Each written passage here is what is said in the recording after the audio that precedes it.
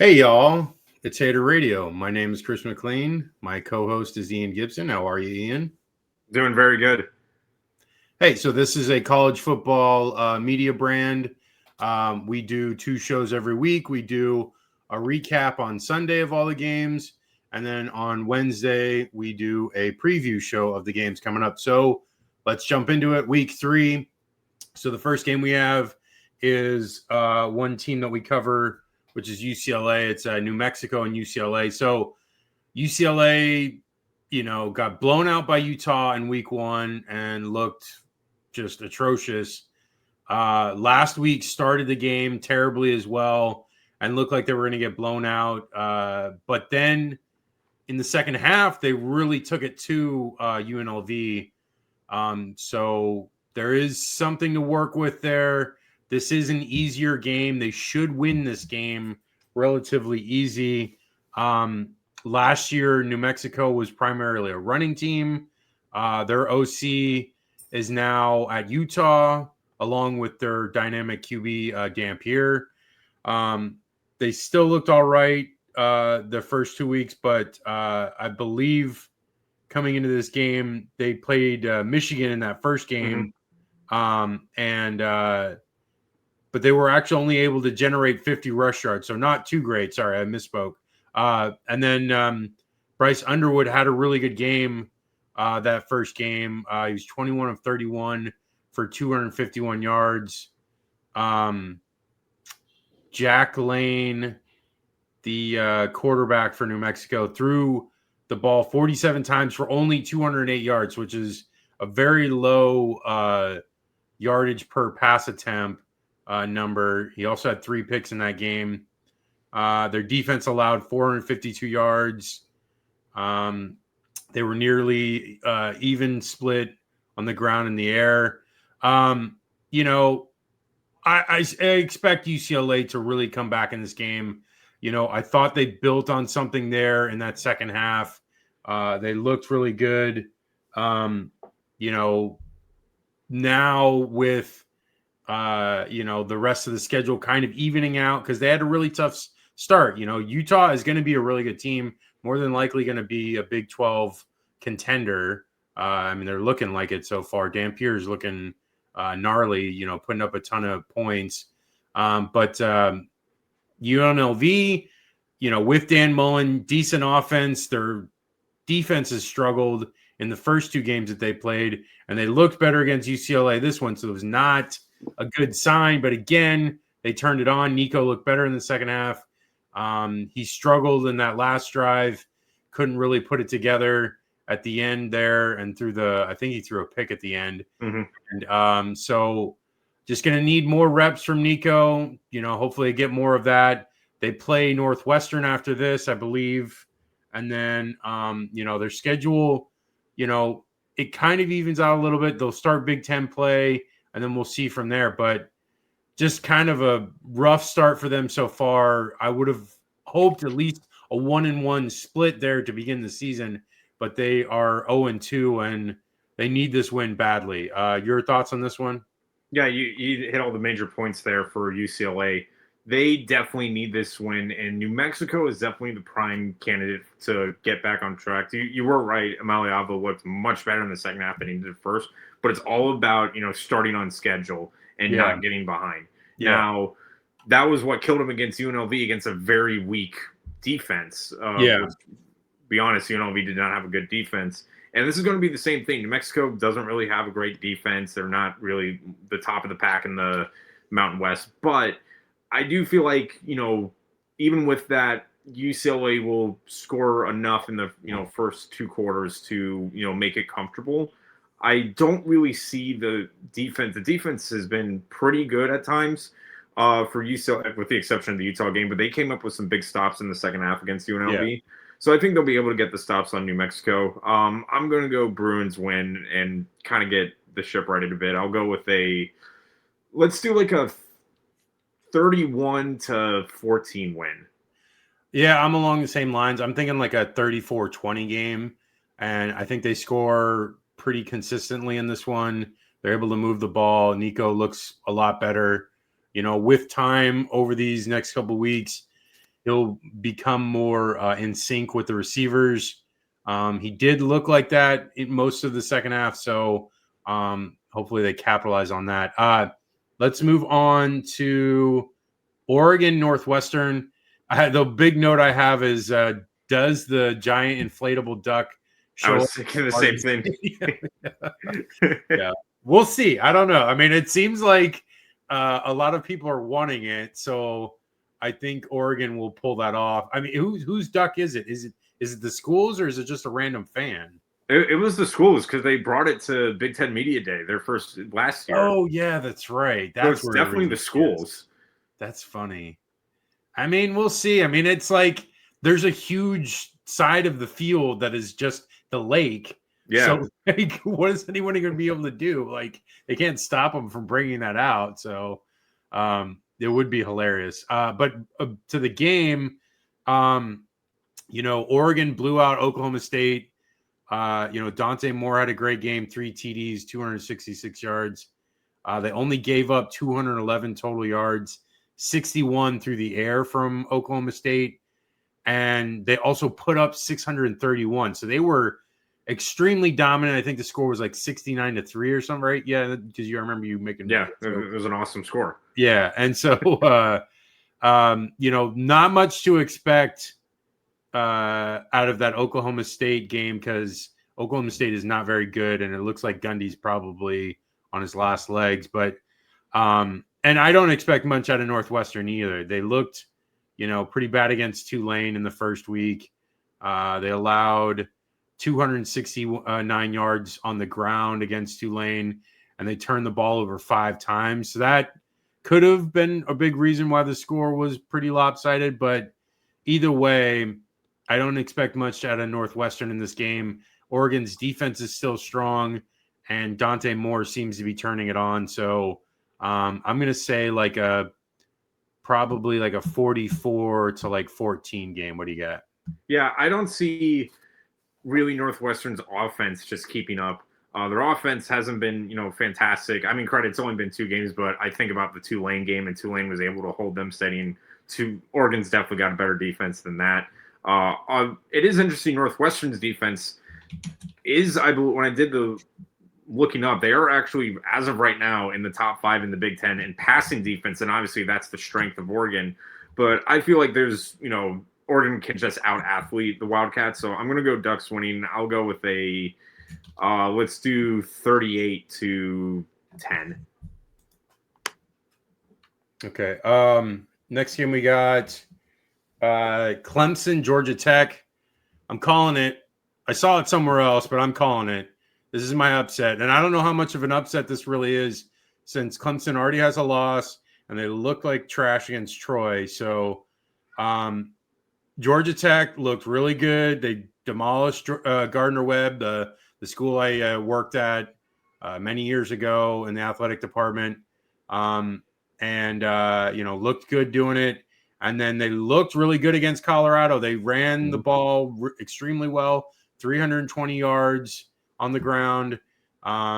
They were in the Gardner-Webb game. They were 11.9 yards per play, which is outstanding. They were 7 of 12 on conversions against Colorado. In the game against Gardner-Webb, they were only 2 of 8, which is interesting. I don't know why that is, but kind of whatever. Clemson, like I said, struggled against Troy. Only 316 yards against them, which is not very good because Troy is are they Sunbelt? Troy is Sunbelt, yeah. Okay. But still, only 5.7 yards per play. Not good. They struggle against LSU to move the ball a ton. They were kind of in control of the game in the first half against LSU, and then LSU really took it over in the second half. I expect Georgia Tech to run the ball extremely well. I am expecting at least 250 yards of rushing for Georgia Tech. And if that's the case, I don't expect Clemson to have the ball a ton. And it's going to be probably like a 24-17 game. And maybe Georgia Tech, has the ball late and scores a late touchdown. and puts them over, and Clemson doesn't have enough to win it. What do you got? Yeah, and what's interesting to note is obviously Clemson has got this winning streak right now with Georgia Tech, and I remember the last time Georgia Tech beat them it was in 2014 near the end of the year, Yeah. and that one was in Atlanta. Yeah. So this is prime, trap game opportunity here for Georgia Tech. I mean, they Yeah. love playing the spoiler. They did that to Miami last year, so Yeah. I got a feeling.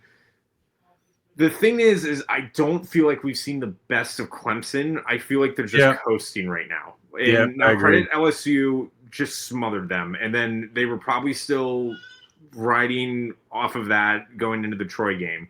Yeah. But I've got a feeling this one is going to be close. Georgia Tech never goes down easy. So I'm going to say it's going to be a very close game. It's very well going to be a time possession and who has the ball last. But I think Clemson finds a way to sneak out of Atlanta with a win. Very, very close. But I feel like in the end, they might just play keep away with Tech because they know, you don't want Haynes Kane running the ball. And I feel like Klubnik will get it together. Now, if they don't, clearly this is all hands on deck emergency because now Clemson is really struggling because you lost to LSU, you didn't look good against Troy, and then you lose to Georgia Tech in your conference opener. That's a really bad look. But I think Clemson survives a scare. But I'm gonna go Tigers winning let's do like a 28 to 24 win or something like that. A lot of what I'm basing it on is the fact that I believe Georgia Tech is like they're hitting on all cylinders right now, while Clemson, I don't feel like is. And like you said, I agree with your point that they can turn it on. They have not done it yet. And so that's what makes me kind of suspect of them right now. This game, it's huge for them, like you said, because if they go down if they go 1-2 to start the year, I mean that the season's basically obliterated at that point. Yeah. Like they'd have to it'd be a miracle for them to win out. They'd have to at least the only way they're going into the playoff with 2 losses at that point is if they got to the ACC championship game, and more than likely they'd have to win it. So they wouldn't get in with 3 losses in the ACC. So this is huge right now. I know they have some other games against Florida State and whatnot, but this is the game right now. They really need to focus on this one. I don't think it's a trap game at all. I think this is I think this is just an important game for them. Let's move on. Oklahoma Temple. So John Mateer looked great last week.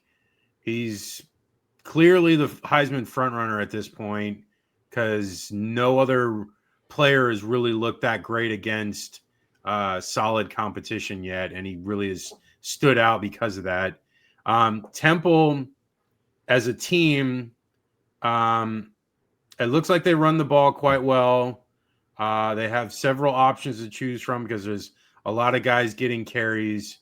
They have a bell cow back in Jay Ducker.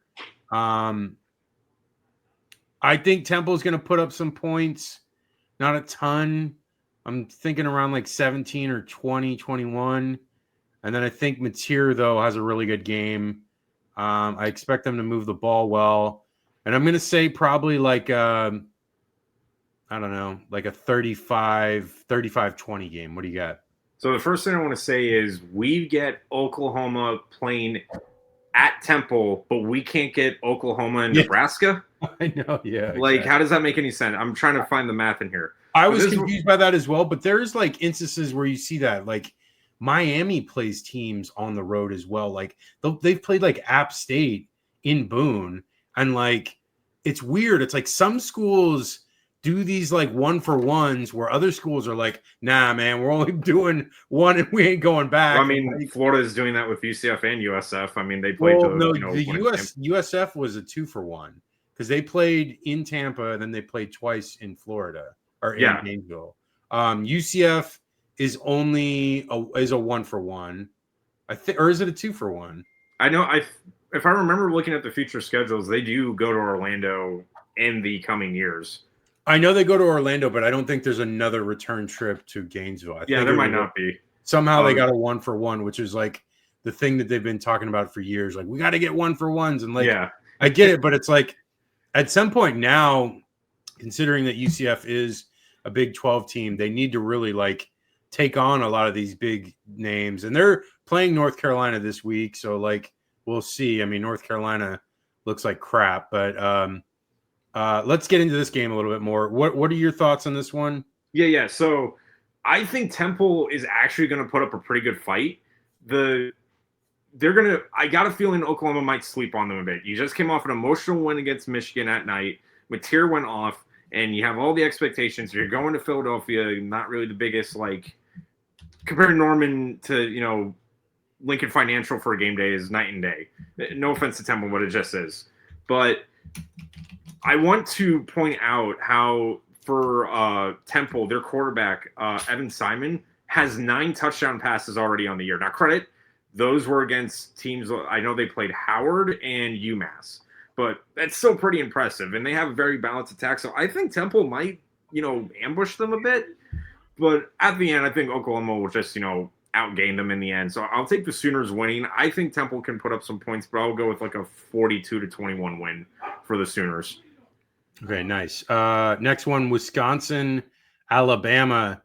Alabama looked really good last week against I don't even remember who it was. It was another tomato can. It was UL Monroe. Yeah, so it doesn't really matter. They destroyed them. Ty Simpson looked great. I think he was perfect for the day. Yeah, he was. He didn't have an incompletion, 3 TDs. They dominated. Good to get off the mat after getting embarrassed by FSU in week 1. Wisconsin, they're probably playing on the fact that, Bama's a little wounded. They had that bad loss. Wisconsin has looked good on defense so far. Been so on offense, especially against Miami of Ohio. Danny O'Neal looked better against Middle Tennessee. He had 283 yards and 3 TDs. So I think they're going to try to throw the ball. I don't know what to believe in Alabama's defense. I don't. Like, after that Florida State shellacking. But I will say Castellanos did not throw the ball a ton against Bama. He, I think it was like 14 passes total. So maybe they're more adept to attacking a team that way. Running the ball, Castellanos was running all over them, and they were making plays left and right because of that. Especially in Gus Malzahn's offense. Wisconsin's offense is not like that really at all, but it still can move the ball. I think I'm going to go with Alabama just because it's in Tuscaloosa, and I feel like Alabama really needs to prove themselves before the start of the SEC schedule. So I'm going to say Alabama wins. I'm going to say like a 28-17 game. What do you got? Yeah, I think because it's in Tuscaloosa, and it is a new game. It won't be a night game, but this is a must-win for Alabama, and this is another trap game because Wisconsin can easily come in, and if Alabama's sleeping, they can, jump on them. They have a very balanced attack. You've got guys like Jones, the running back, and O'Neal, who's been very solid in the backfield or passing. So I think Alabama, especially the defense, we need to see the secondary step up, which they have done a pretty good job of, with the exception of the Florida State game. I think Bama avoids the upset. They did a good job last year of, blocking the noise out and going into Madison and winning. So I feel like they can handle it here in Tuscaloosa. And I think it'll just be like a kind of ground and pound, old school, play keep away possession game. And they just need to average like 5 yards a carry. If they can average 5 yards per play, they've got this. And I feel like Bama will. And I'm going to go with the Tide winning a 31-17 game. Nice. Georgia, Tennessee. I am like really wanting to put Tennessee over, but I am just at this point, it's been so long. Like, I don't even remember the last time Tennessee has beaten Georgia. I mean, is I it do. really? It was the Hail Mary. Is that? I was thinking that. Is that what it is? I mean, that is. I mean, that was like at least 8-9 years ago. Yeah, And it was 2000 because it was 16, Dobbs was quarterback. And Jawan Jennings caught it. Would have been 2016. Yeah, it was the year that they beat Florida too, and then somehow still Florida ended up winning the SEC East, even though Tennessee beat both Georgia and Florida that year. I am just at a wait and see with them, and I'm really honestly kind of wanting to put the jinx on Tennessee because I don't want, or the jinx on Georgia because I don't want Georgia to win. But at this point, I would rather just say that Georgia's going to win because I don't have any faith in Tennessee winning this game.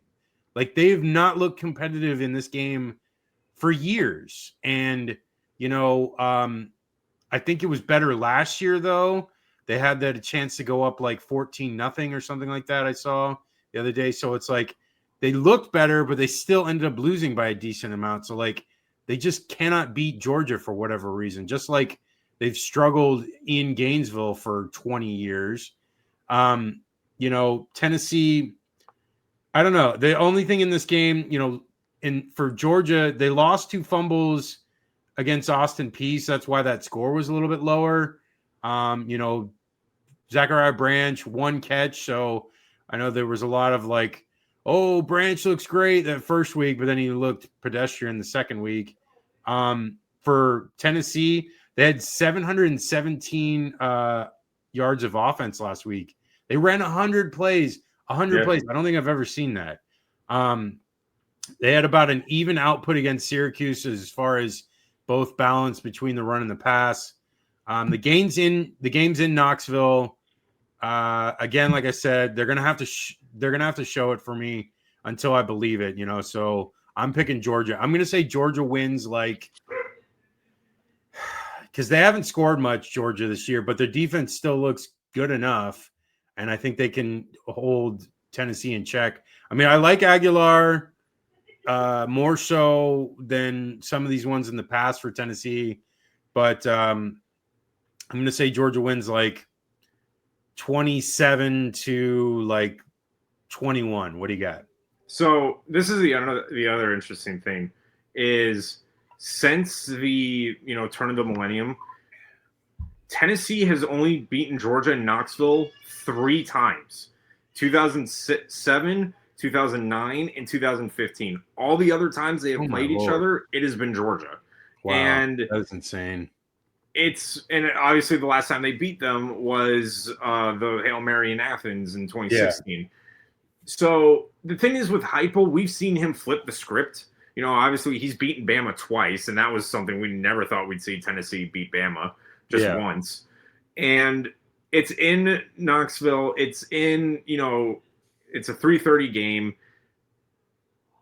Here's the other thing too I was thinking is that not like Syracuse was world beaters, but Tennessee technically had a more, I'm not going to say prime time or tougher match, but when they played Syracuse, that was more of a like prop up game than it was when, Georgia was playing, the 2 layup games. Yeah. So I think Tennessee is experienced and they've obviously played these kind of games before, and then again, they didn't look too good against Austin Peay last week. Georgia did. But I don't know. I feel like, again, Georgia's defense, it's been about the defense. They'll find a way to confuse Aguilar and maybe make some bad decisions. And the running game has still been pretty good for Tennessee as well. They're very balanced. Yeah. But I just trust Georgia more in this instance than I would. I think Tennessee, now this is a pick that I wouldn't be surprised goes the other way. Tennessee could easily win this one. And if it was my choice as a Gator fan, I wish we would bring ties back. But I've got Georgia winning it. It might be like a field goal or something near the end, but I'll go with like let's do like 27-24 Bulldogs. And I'm hoping this reverse jinx works for us. Okay. Next one. It doesn't really matter. I don't like either team.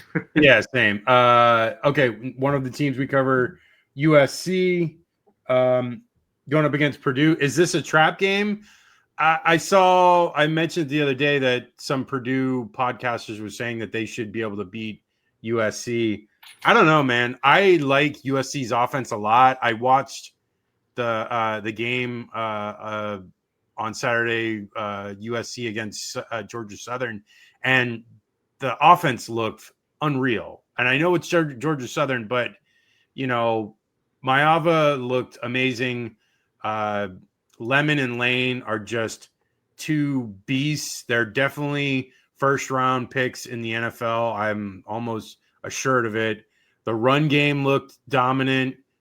Jordan and I think Sanders, and they look great. The defense gave up some yards against Georgia Southern, but they kept the score pretty low for the most part, and they were able to get stops on third and fourth down. So take it with a grain of salt. I think Georgia Southern's offense is actually looks a little bit better than I would have imagined. I looked at Purdue. I didn't see a ton on there that looked amazing. Their bell cow is Devin Maccabee. He carried the ball 32 times against Southern Illinois. They threw the ball a ton against Ball State, nearly 350 yards. Their defense looks solid, but again, they played bad teams, Southern Illinois and Ball State. Jaden Maeva only has 11 incompletions for the year. They had 755 total yards last week. But again, they also gave up 377 yards to Georgia Southern. I think maybe in this game, they give up around like 300 yards, but I think USC is going to put up a ton of points. I'm going to say like it's going to be like a 41 to like 22 game. What do you got? Yeah, and the other thing to note too is that Southern Illinois game, like Southern Illinois was ended in the first quarter. It was tied 14-14 going into the second quarter. Yeah. So I feel like if Southern Illinois can get the jump on Purdue like that, and then Purdue's defense could settle down. I mean, USC's offense has been incredible, especially with Maeva. Maeva. I think USC will do, like you said, I think they'll have their way. I've got the Trojans kind of running away with it. I think Purdue's defense will kind of get it together in the second half, but USC is just going to put up too many points for them to catch up, and I just don't see the offense doing as well, especially with how revamped the USC defense has looked. So I'm going to go Trojans winning let's do 40 to 17. Nice. Okay. Next one we got is Pitt, West Virginia, backyard brawl, right? Yeah. Yeah. Love this rivalry.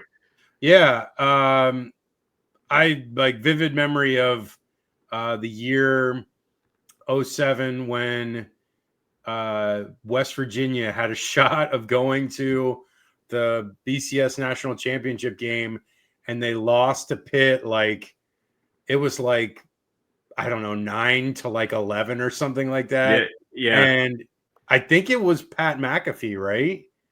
He was the kicker on the team. Yeah, and he missed a kick or something like that. So it's crazy to think where it's come this rivalry since. They didn't play for a long time. Now they're playing back again, so which is nice. I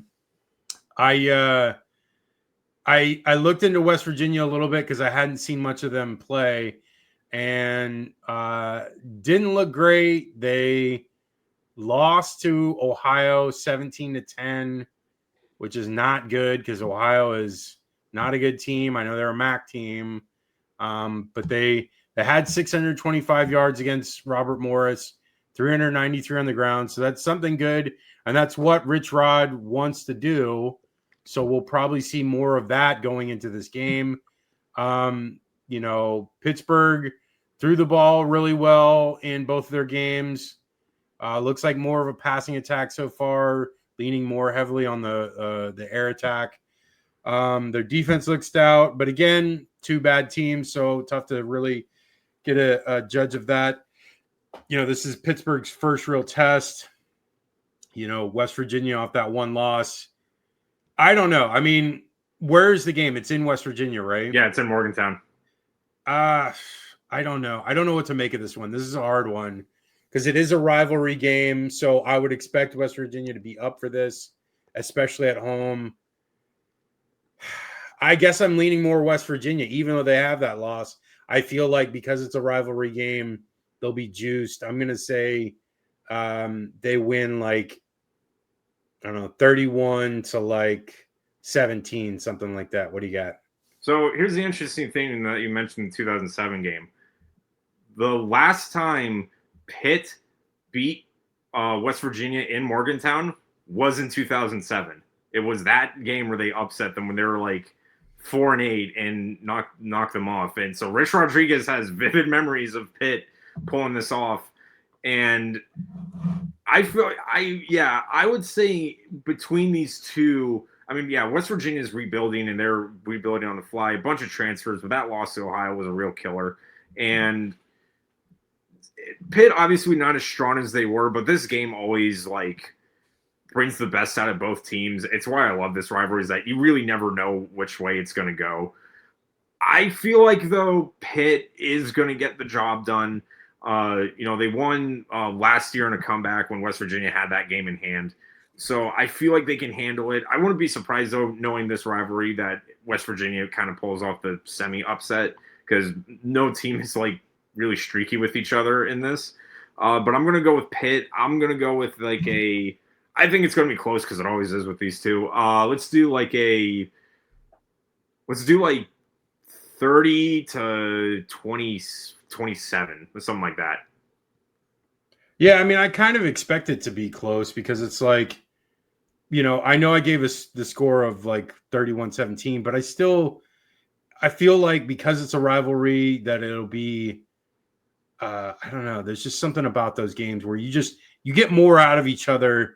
Like, regardless of what the record is, you're going to put more of an effort in as a player that like hates this other team. You're like, I'm going to do this. I'm going to be up there and I'm going to give my all. And like, you'll see some plays that you may not see in a normal game. And, like the LSU Florida game where there's like craziness all the time in that game, you might likely see that here. So let's move on.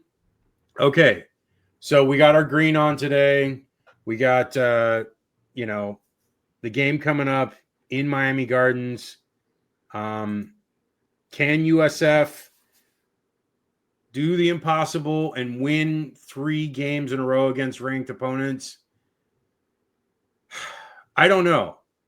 I don't know what to expect out of this game because, Carson Beck looked okay in the Notre Dame game. He had 2 touchdowns, but he only had like 200 yards of passing. So not amazing. Notre Dame's secondary was their strong suit for the most part. So they limited him there. They did run the ball well against Notre Dame. So that stands out to me. The Bethune-Cookman game, just ignore. That's it's not anything to really like to dive deep into. I'm just trying to focus on the Notre Dame game because that's actually competent opponent. Not that USF is exactly on the same level as Notre Dame, but USF is rising right now. I feel like, USF might struggle in the run game against Miami. Jaden Baugh did pretty well against them. Fletcher is a pretty solid running back. He'll put up some yards. I think Beck is more surgical than Lagway. So, like, you won't expect, like, huge explosives out of them in the pass game. They're probably going to nickel and dime down the field. Tony for Miami is a very solid freshman wide receiver that is very elusive, very shifty, putting up pretty decent numbers so far. And CJ Daniels as well for Miami already has 3 TDs.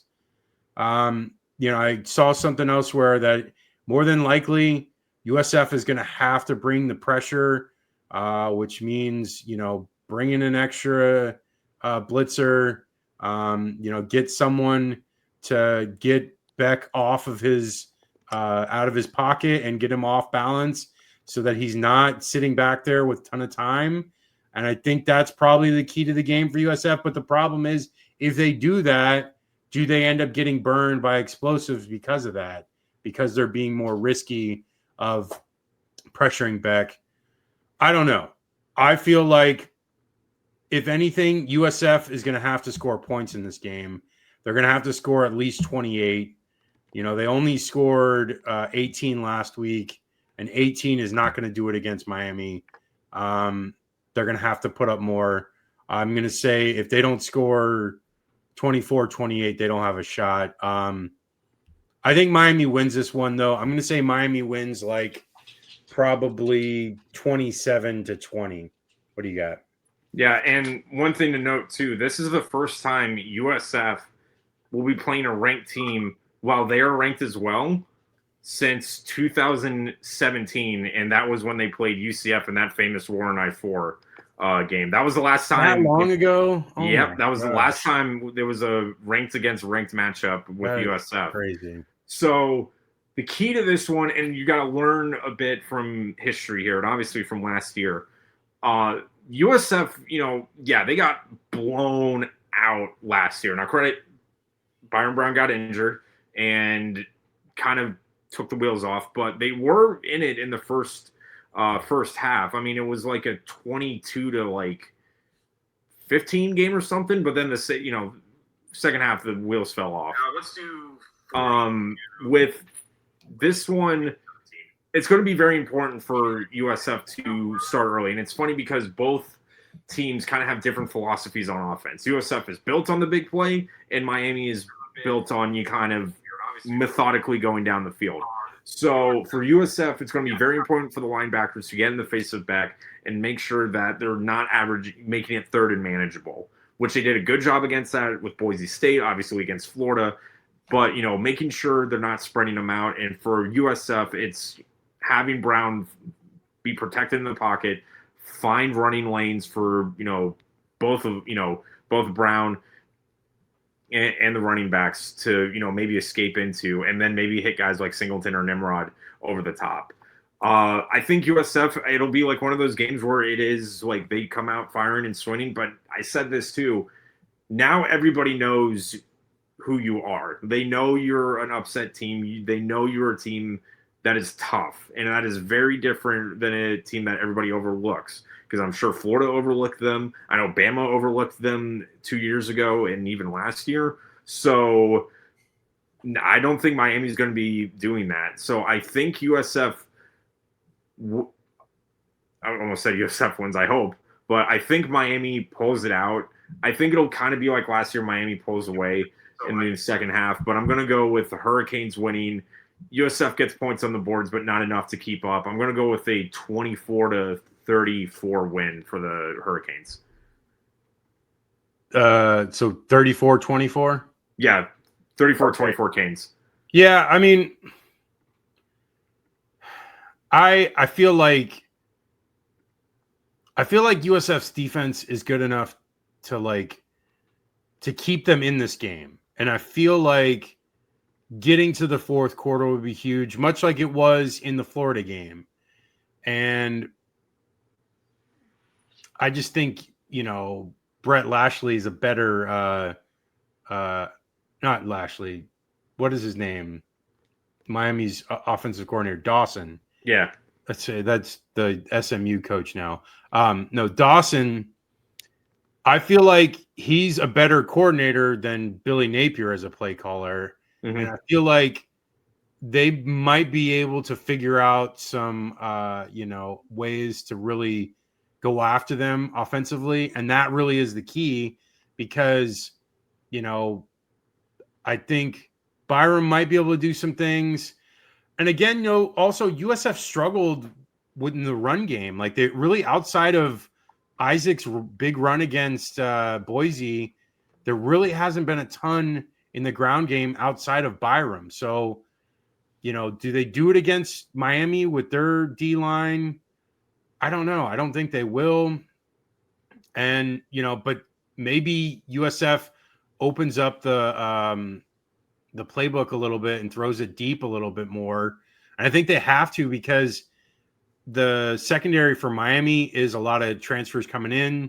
So, I'm not expecting them to like have a great impact in the game. Maybe they will. I don't know. I didn't see it against Notre Dame that much. You know, and expecting that was especially because I was a freshman quarterback making his first start ever. So and Carr still threw for like 230 yards. So I expect Byram to have a better game than Carr did. And I think Byram could throw for over like maybe 250, 270. But again, along the lines of the score, we're a little bit simpatico there. So, you know, it sucks, but it just feels like maybe this is the end of the streak. But it's not the end of the road because USF has plenty to play for, an American Conference championship to hopefully play for. They just got to, you know, get into conference play. They have a cupcake next week. They have a bye after that. So they can regroup a little bit, get healthy, and get ready for conference play after that, which will be, I think, 7 straight weeks after that. So let's move on to our next game, which is Arkansas Ole Miss. I don't know. I don't get the like notoriety that Taylon Green's getting from these two games. Like I like Taylon Green a lot. I liked him a lot last year, and I was like, oh, this kid's intriguing. But playing two bad teams, Arkansas State and I don't even know the other team, but you know, it's one of these things where it's like you cannot really understand how these players are going to play in these big games when they're playing bad teams. It doesn't really like help. It's almost they're basically glorified practices. So I don't know why some people love to like tout these numbers coming out of these games. I think he threw for like 6 touchdowns in one of them. Like, I don't care. This doesn't like, this is like, it's like playing with Monopoly money. Like you're not really actually like, you don't have cash, you know? So,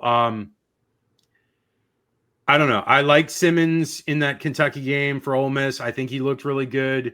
You know, he had a couple interceptions, but, you know, the defense did well enough. The one thing that doesn't look good for me from Ole Miss in that game against Kentucky was they were 4 of 13 on third downs, which is not great. But they were able to move the ball, get some explosives. So I like Ole Miss in this game. It's in Mississippi, so I'm going to say Ole Miss wins. I'm going to say like 34 to like 24. What do you got?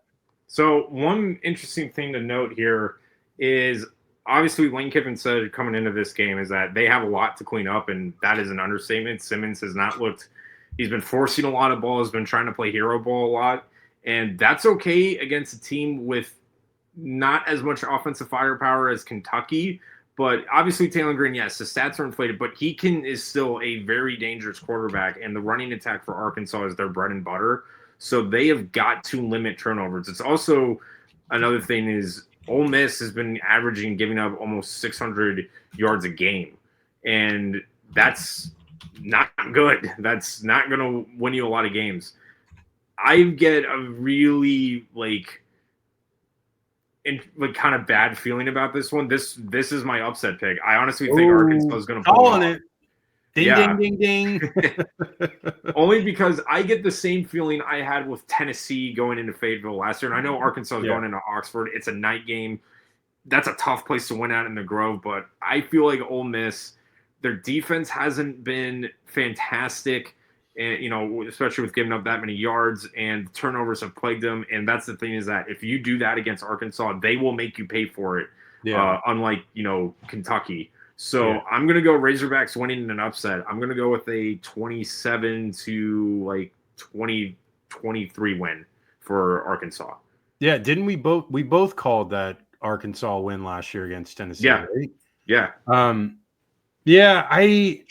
If Taylon Green is healthy, they've got a real good shot of pulling it off. But I just like Ole Miss's offense a lot, and I feel like they're going to be able to move the ball. I don't like Arkansas's defensive time. Okay, moving on to the Gators against LSU. All right. You know, this is just at this point, again, and I said it on Monday's show, this experiment with Billy Napier, it's either going to play itself out and he's going to recover, or he's going to lose a bunch of games here and he's going to get fired. So either way, Florida fans, this is like the best case scenario. So, I wouldn't be upset with last week as much as everyone loves to, calling it the worst loss ever. Like, come on, man. They lost to Vandy, when Vandy was terrible at that point, and they lost a terrible Arkansas. That's the sad thing, is that I wouldn't even consider that the worst loss for Billy Napier in his tenure. To me, the worst loss was against Arkansas 2 years ago. Yeah, I mean, USF is actually a good team. USF is a potential playoff team. So, to be mad that they lost to a potential playoff team is very short-sighted and very, I don't know, just ignorant to the fact that you're not cognizant to USF's value. And I get that people want to just whatever, but USF is a good team and they have a chance. They already beat Boise State. They have a chance to get to the playoffs. So whatever. But for Florida, this game, last week they were 4 of 12 on third down, 11 penalties, too many mistakes against USF. And it was not only was USF a good opponent, but then you made too many mistakes against them. And you're going to lose against good opponents when you make too many mistakes. It just is what it is. LSU, on the other hand, kind of similar boat, but they just didn't lose the game. And Louisiana Tech is not as good.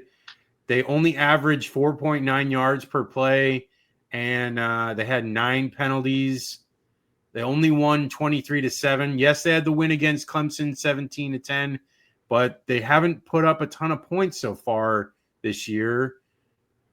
Florida's defense is stout. Florida has only allowed 18 points so far this year. They shut out the first opponent, so they're averaging 9 points per game allowed, which is pretty dang good.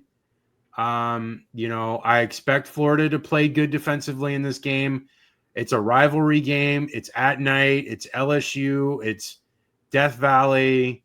It's all the Hollywood story.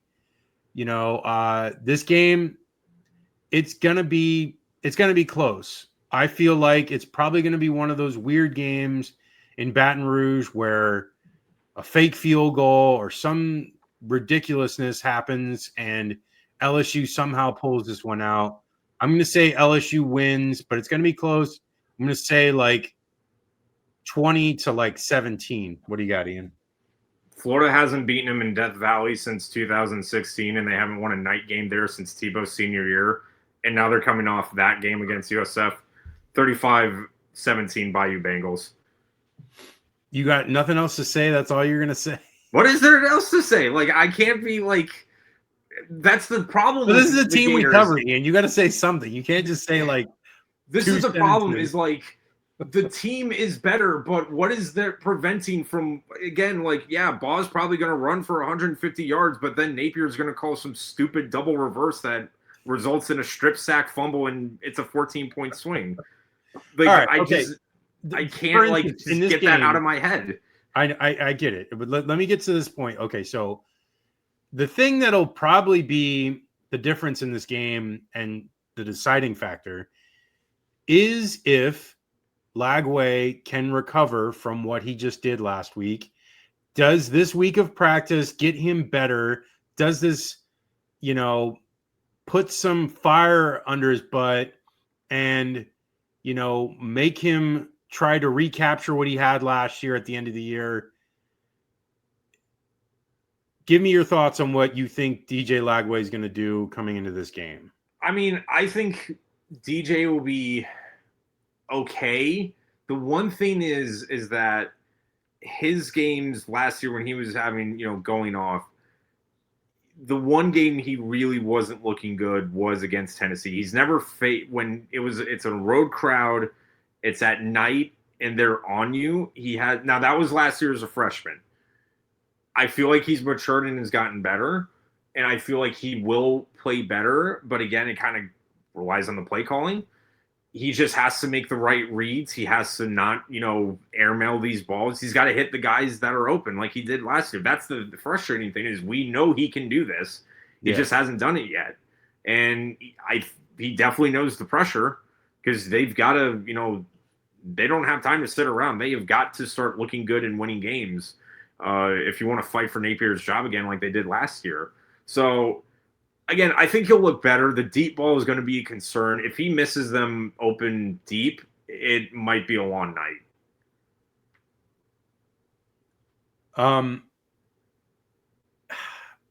I feel like it weighs on him this game because they beat LSU last year, and I feel like he can be the difference in this game.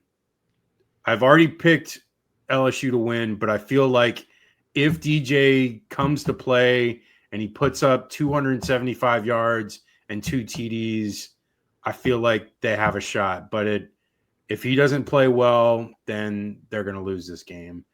Okay, let's move on to next one we got is Texas A&M and Notre Dame. What are your thoughts on this game? Yeah, so with this one, I mean, obviously it's not like the most historic game. I mean, they had, the great game last year at College Station. In College Station.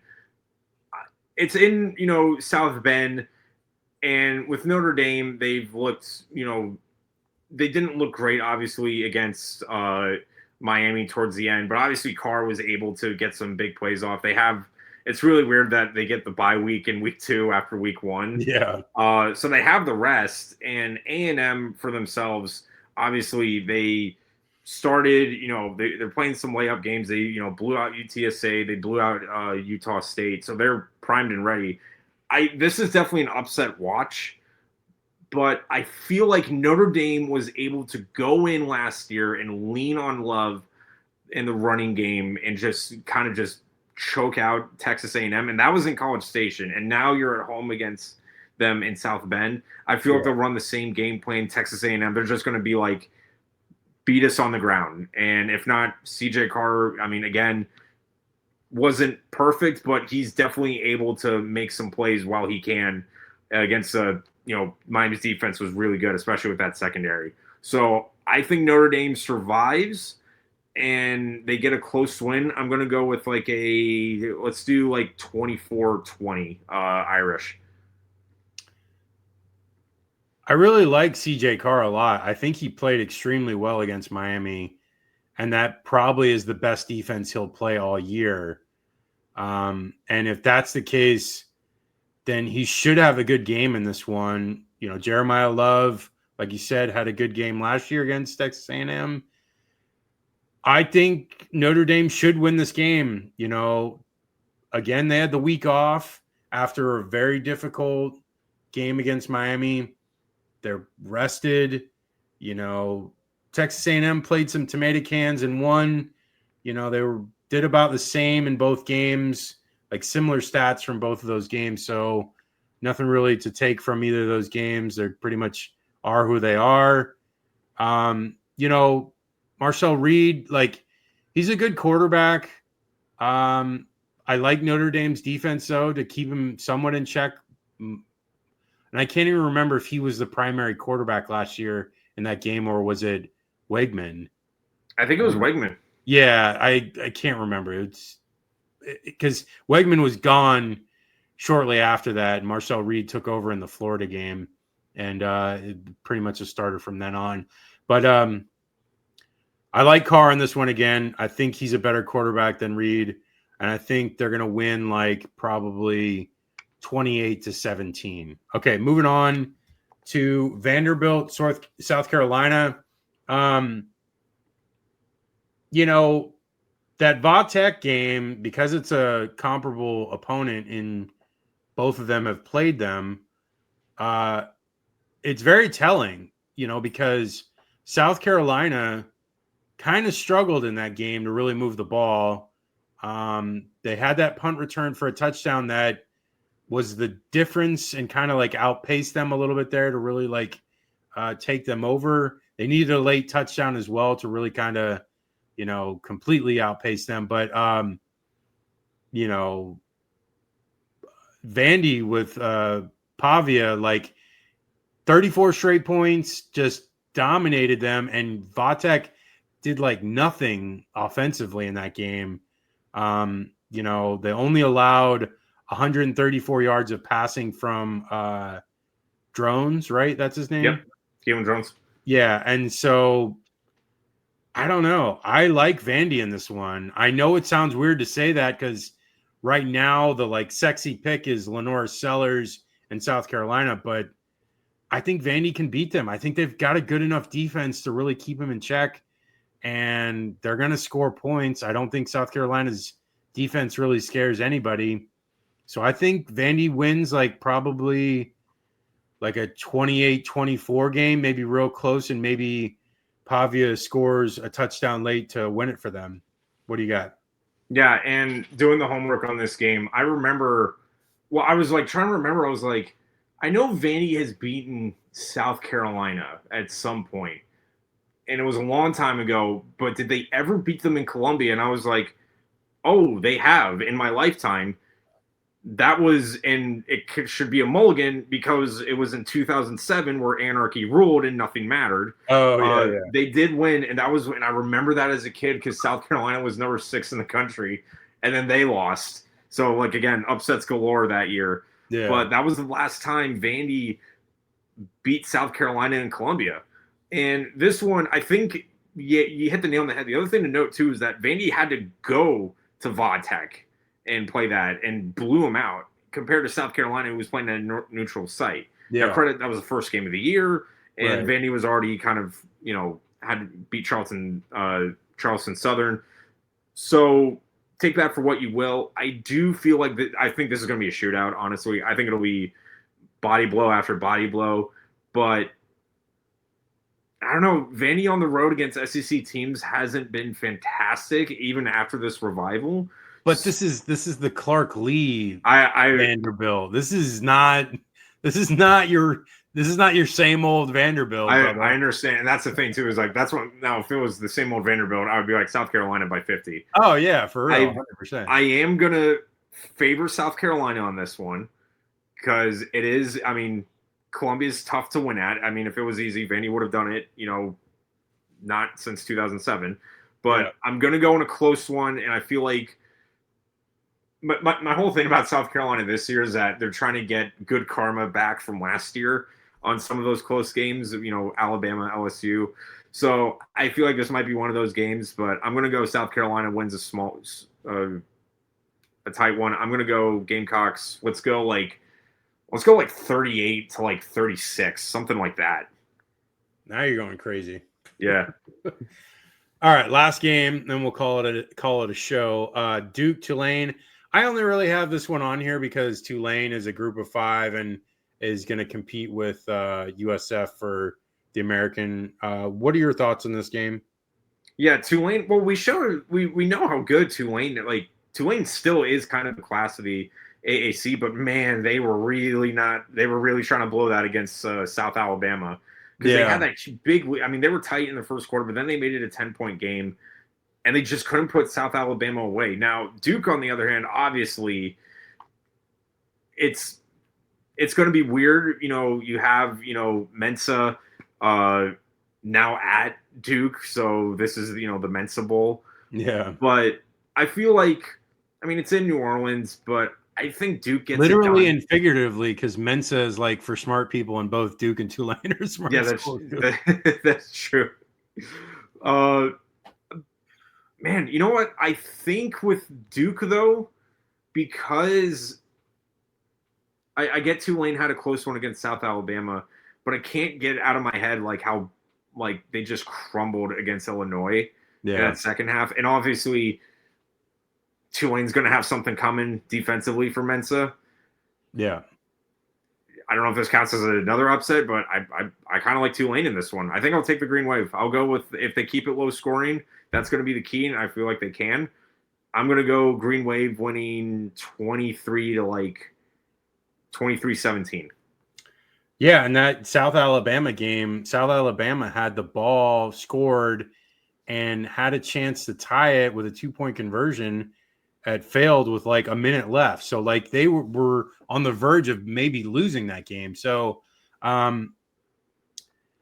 all your points are valid. I totally am buying into that. I think I like Tulane as well, but I like Mensa a lot. I really do. I think that Illinois game may just be Illinois was just a better team, and maybe Duke is just a better team than Tulane right now. And I think Duke's going to win. I got Duke winning like probably like